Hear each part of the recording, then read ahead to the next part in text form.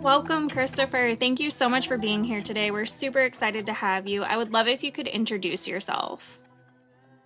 Sure. I'm a writer. I've been writing professionally since about 2008. And although I like to tell people I started writing about 40 years ago and wasn't having any success. And then all of a sudden, I discovered through reading somebody else's article in the newspaper, a guy I worked with who was passionate about a subject, that his article got published because he was passionate about it. So I decided at that point, and this was around 2008, that I was only going to write about what really interested me. And immediately I sold 5 articles the very first year. And from then I went on to writing short stories and and then novels. And some of the novels were actually based upon short stories. As far as helping out my fellow writers, all of my books have been self-published, and there's pros and cons I won't get into here, but I have given a lot of free self-publishing seminars to help out aspiring writers achieve their dream, just like I achieved mine. And on top of that, I also taught creative writing in a maximum security prison for 2 years, which was a very interesting experience. And that experience grew out of me doing an article about a program inside the prison. So it all just kind of keeps rolling along. Amazing. What are your books about? My first book is actually a series which started as a short story, and it's called One-Eyed Jack, and that's the character's name, his moniker. And it's about a guy who's a professional blackmailer. And all he does is blackmail people. His motto is, "Your secrets are safe with me." And he doesn't commit any other crimes. He doesn't sell stolen goods or, embezzle or anything like that. All he does is find out people's secrets. He catalogs them. He makes anonymous contact, and he sets up an easy payment plan. And that series, the book and the series that's it spawned, actually came out of me writing a short story. And it was really just for my own entertainment I wrote this, but I always saw blackmailers in any sort of crime novels or movies or TV series as they were always a secondary character. They were always just this guy who popped out of the shadows and just kind of said, the money better be there or else.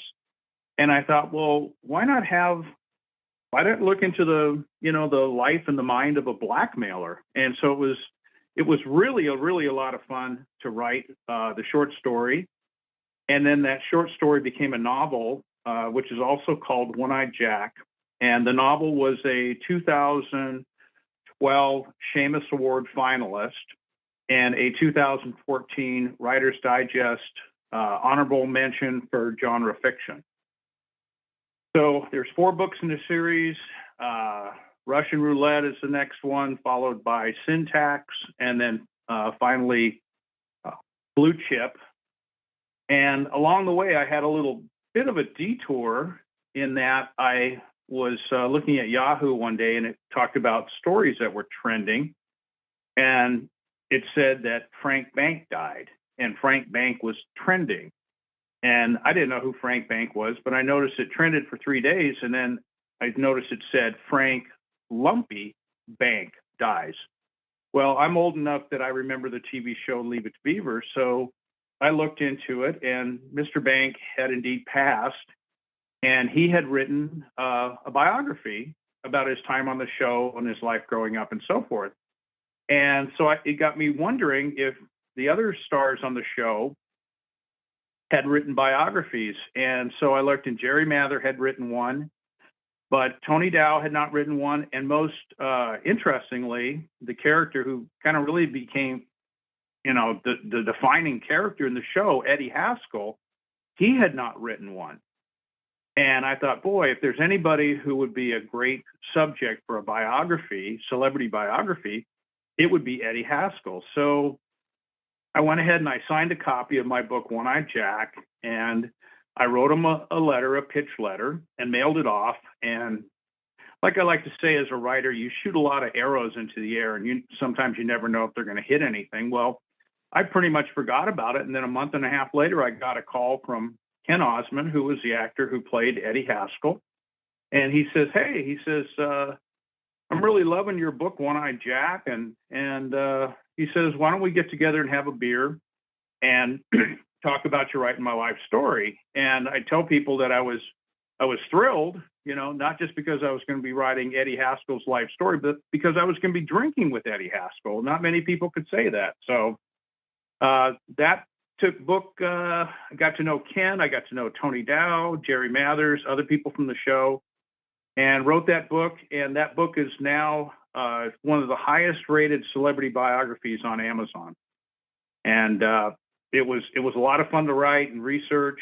And although I'd never done a biography before, I'd written plenty of like profile pieces for magazines on people, but I had never done a full-blown biography. And I was lucky enough to have a friend who does a lot of ghostwriting, and she's done a lot of biographies. And she told me that the most important thing for any biography to start out is you always start out at the most dramatic point in that person's life, be it good or bad. It could be somebody who gets sentenced to life in prison and they're hearing, the jury come back that they're guilty, or it could be somebody standing up on a stage accepting the Academy Award.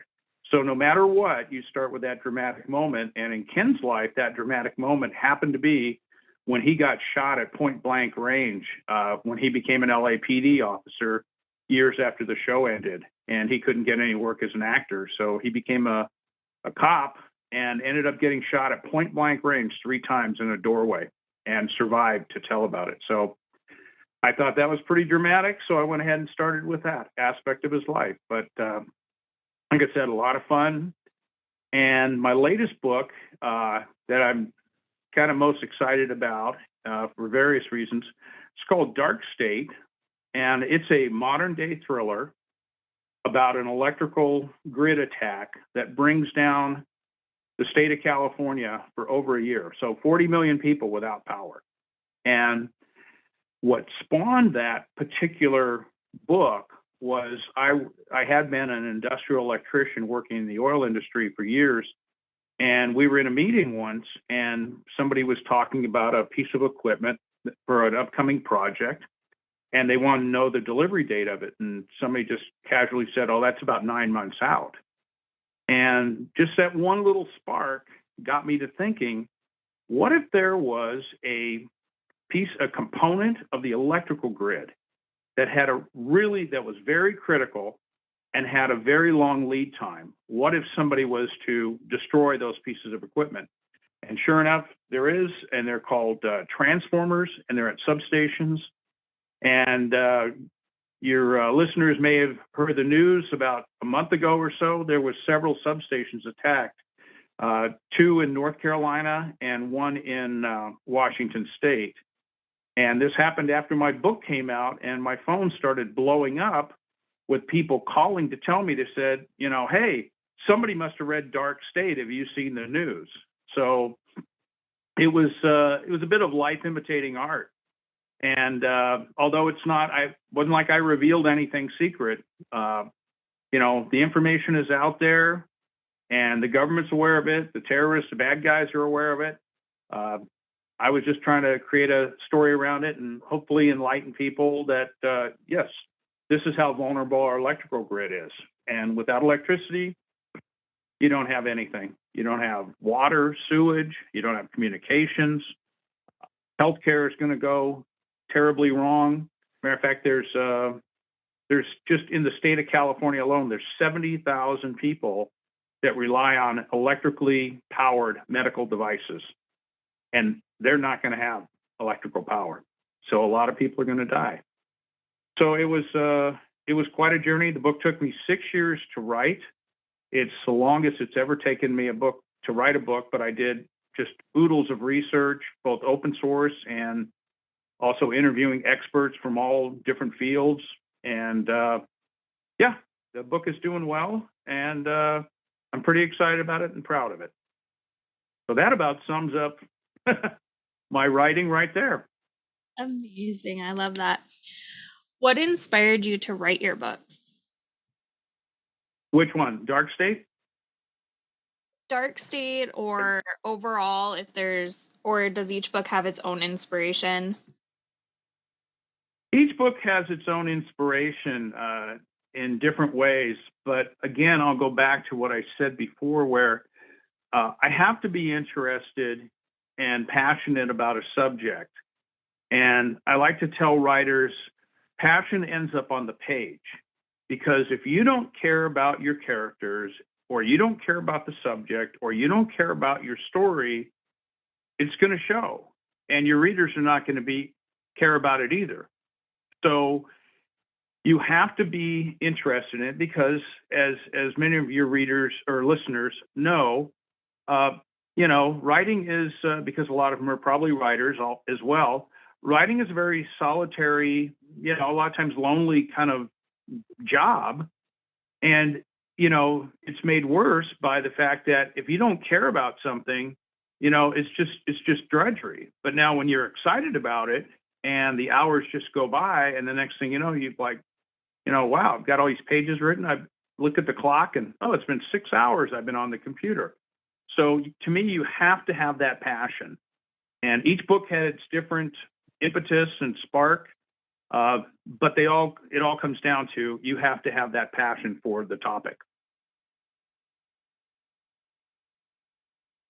Love that. When you were writing your books, were you thinking of certain people of when it comes to who your books are for? Oh, as far as the characters, or are you talking about the audience? The audience.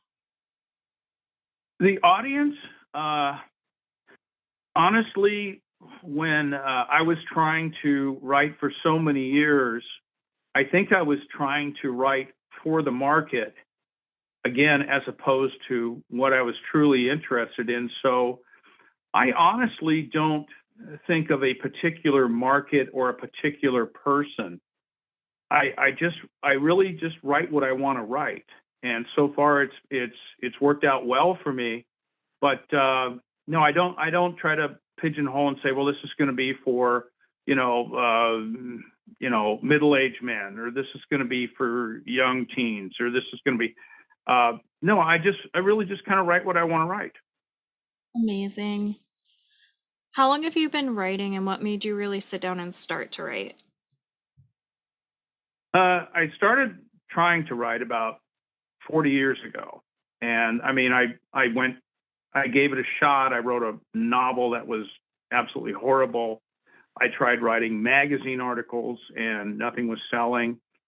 And as I said, then along comes, say 2008, and I just thought, well, I'm just going to go ahead and just write this story and pitch it to a local magazine.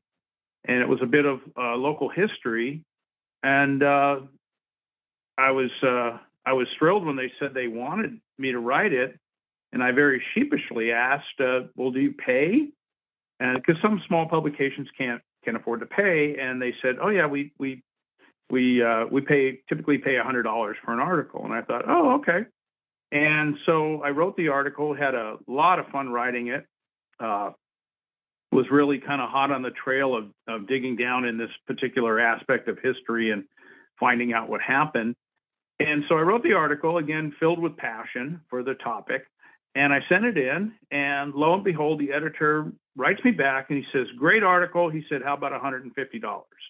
And I thought, wow, I got a raise right off the bat. so that was fun, and that's what really kind of started it. It gave me that confidence, and like I said, after that article, I wrote 4 more that same year, got paid for them all, and it was great. It was really kind of liberating. Amazing. What is your schedule like when you're writing a book? I don't have a particular schedule.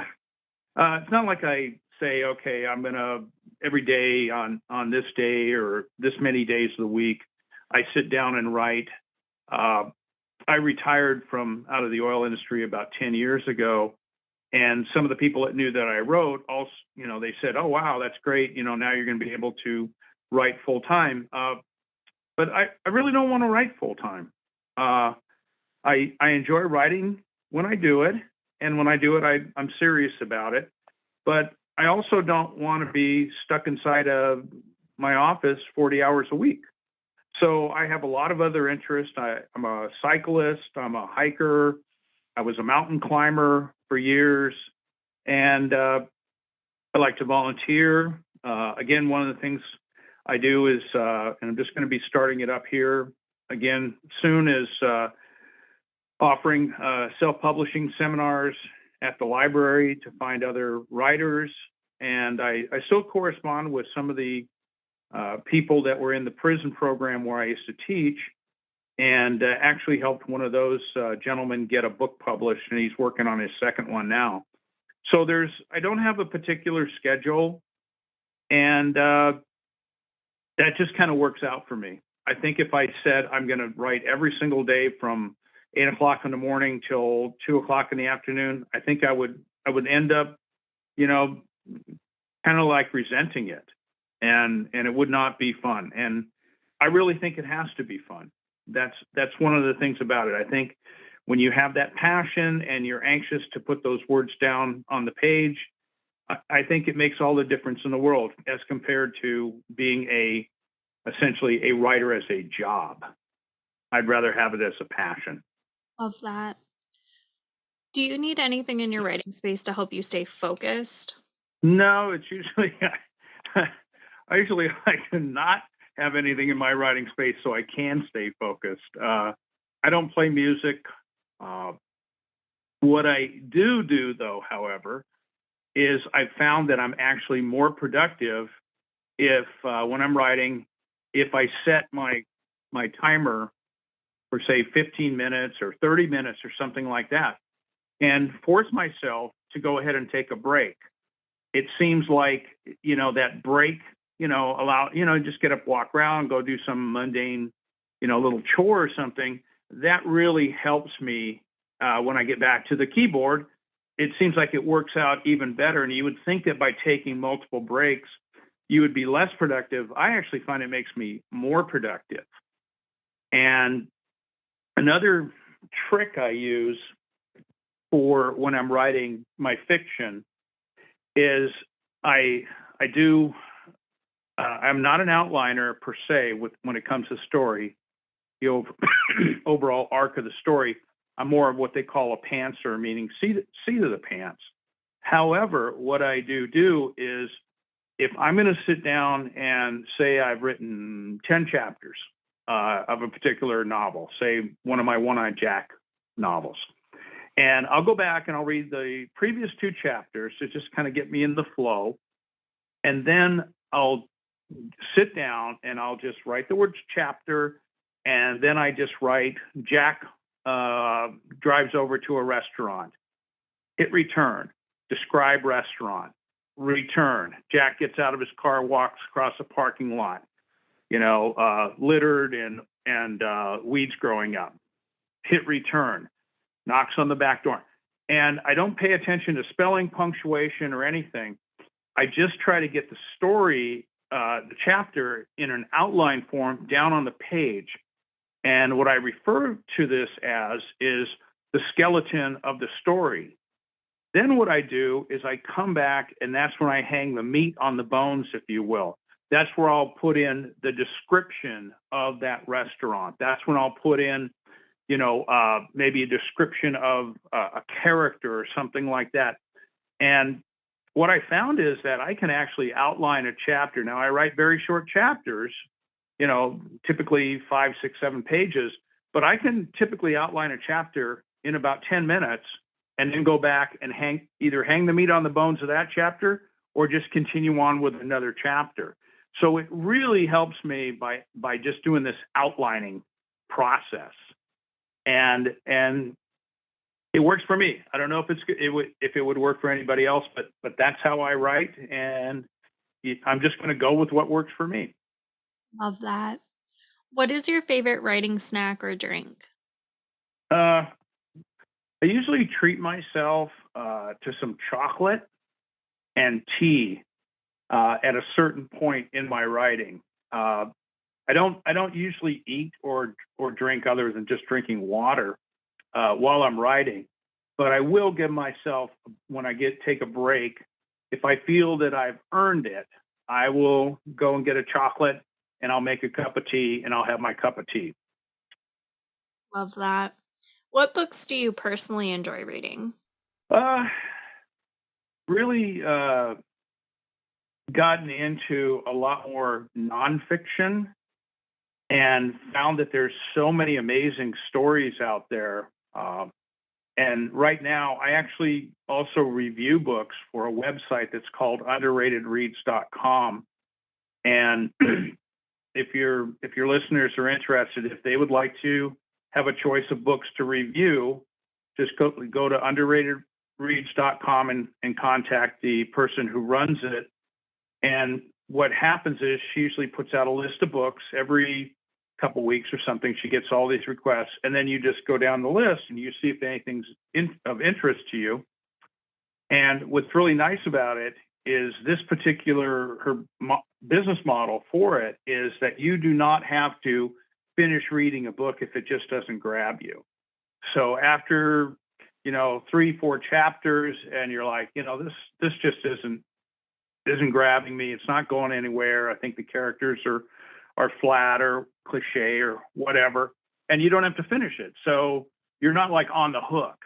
And right now I'm actually reading a nonfiction book about another gentleman who taught in a prison and taught entrepreneurship. And it's really good. It's really engaging, and it kind of brings me back to my experience teaching in the prison where I was. The only difference is he was teaching entrepreneurship. I was teaching creative writing. He was in a minimum security prison. I was in a maximum security prison. But I'm enjoying that. When it comes to crime fiction,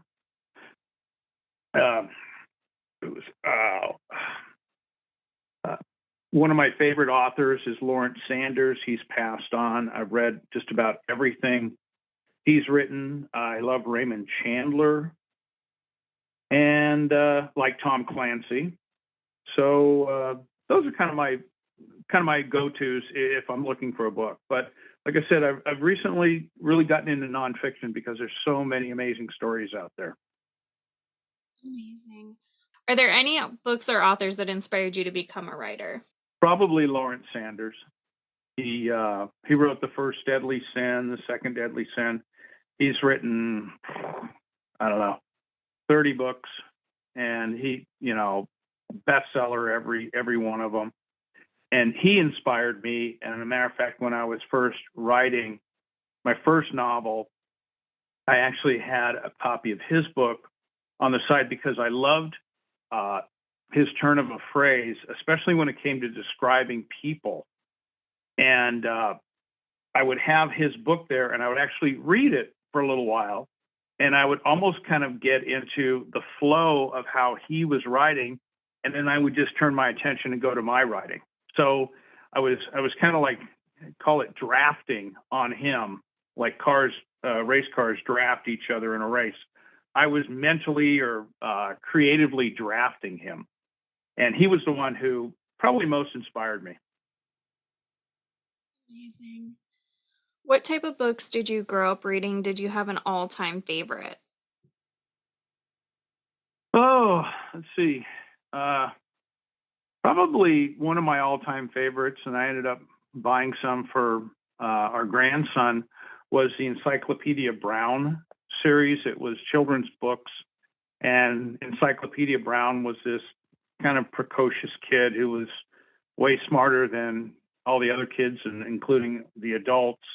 And he would just come upon these little tiny, crimes, and he was able to solve them when nobody else could because he was so smart and so forth. And so you read the stories, and then Encyclopedia Brown would figure it out, and they would say, how did he figure it out? And then you would have to guess, and then you'd go back to the back of the book, and it would tell you how he figured out something. So that was probably my favorite. I read the Hardy Boys as well. Let's see. Yeah, I would say Encyclopedia Brown. That was what inspired me as a child. Love that. Now, as an adult, what are your favorite series or authors that if they come out with something, you're going to automatically grab it? Probably John Grisham. I guess I forgot to mention John Grisham. I love his books. I know that in some circles he's considered not that great of a writer because of his prose is more straightforward. It's not very flowery, but I really enjoy his stories. I really enjoy his characters. He was one I would always get his books. The other one was, and I met her actually at a writers conference, was Sue Grafton, and I liked her books. Her Kinsey Millhone series, I think it was called. It was the A is for alibi, B is for body, so forth and so on. She went through the whole. Oh, she almost went through the whole alphabet, and then she passed on. But I I really liked her books, and I really liked seeing her speak at a conference. Uh, she was very entertaining. Amazing. What would you tell someone just starting out with reading again? With reading, Yes. hmm, no,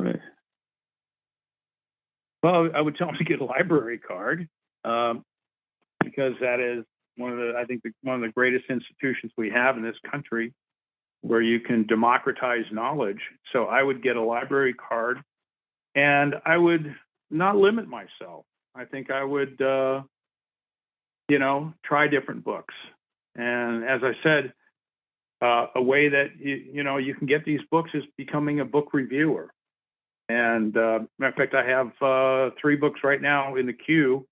I'm waiting to read, and they're different. One of them is a nonfiction, the one I'm reading about with the gentleman teaching in the prison, and then 2 of them are fiction from a series.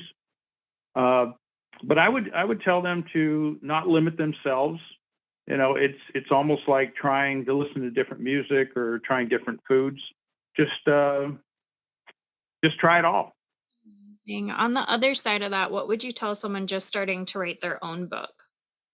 I would say be passionate, and as I say, passion ends up on the page.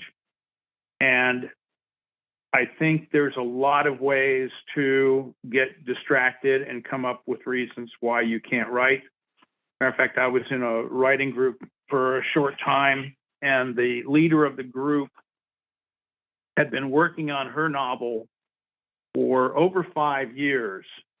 And she had an entire scrapbook of everything about her characters. It was essentially dossiers. And if the character drove a Mustang car, she would find a picture of a Mustang car and put it in there, and she would have a picture of their drink. Well, I understand that you have to kind of keep track a little bit of your characters and so forth, but I think she was actually doing it as a way to not actually write. And she blogged about writing. She had a newsletter about writing. Guess what she didn't have? She didn't have a completed book. So you have to focus on completing that book. And this may sound counterintuitive to a lot of writers, but don't take it from me, ask other writers. The easiest part about writing a book, believe it or not, is writing a book. The hardest part about being an author is promoting your book. And there's 4 million books on Amazon, and you're competing with 4 million other people out there for everybody's attention. So the writing is actually, to me, the easiest part. The other part is you have to promote it, and that is the tougher part. The other thing I would say is I don't use beta readers. I'm not belonging to a critique club. And the reason I don't is because number one, you're waiting all the time for everybody's input. And if you're in a critique group with, say, 5 other writers, well, you're going to have a lot of times 5 different opinions because everybody's going to write a book their way. And call me an arrogant writer, but I'm just going to write it my way. And if my readers love it, which they seem to, then fine. But I'm not going to do it by committee. I'm not going to write a book by consensus. So that's just my take on it, is that you have to, it's your art. You produce it the way you want to do it. And I think of the musician Prince, the late musician Prince, and he really didn't care what anybody thought about his music. He just wrote the music and performed it the way he wanted to. And as it turned out, people loved that because, again, I go back to passion. He had a passion for his music. He'd be doing it if he was making any money, no money, or if he was making millions. He would still be performing, writing and performing music. And that's the attitude I think you have to have, because for the most part, it's only 0.5% of writers in this world that are mega superstars and making millions of dollars. Everybody else is out there just struggling. So it's not a pathway to riches, and you have to love it. You have to love your characters. You have to love your stories. You have to love the topic or the subject you're writing about, and then it's going to happen. So I guess boil it down. Don't look at this as a get-rich-quick scheme. Look at this as a journey, and that you want to entertain readers and mostly entertain yourself with your stories. That's the biggest part of it. If you're excited about your story and your characters, you're probably, unless you're some really odd duck, your readers are probably going to enjoy it too.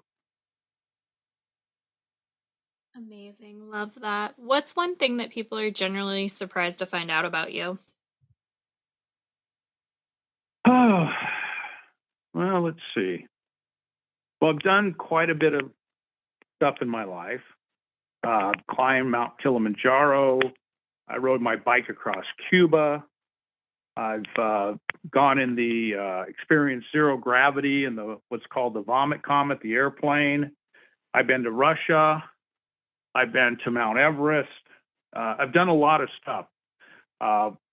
Probably the most rewarding thing I ever did, though, was I one time trained and led a group of blind hikers to climb the highest peak in Los Angeles County, which is called Mount Baldy. It's over 10,000 feet, and it's third highest mountain in Southern California. And it took me a long time to get the Braille Institute to agree to let me do it, but I was able to do it. I was able to enlist a bunch of people to help me. And it was, of all the adventures I had, that's the one I'm most proud of. And it was the most rewarding, because it took 11 people who never thought they could climb a mountain. And the next thing you know, they're standing on the highest point in Los Angeles County. They're almost 2 miles high. So that was, I would say that was my signature accomplishment in my life. That's so amazing. Is there anything you would like to say or add? I think I've kind of said quite a bit, honestly, Courtney.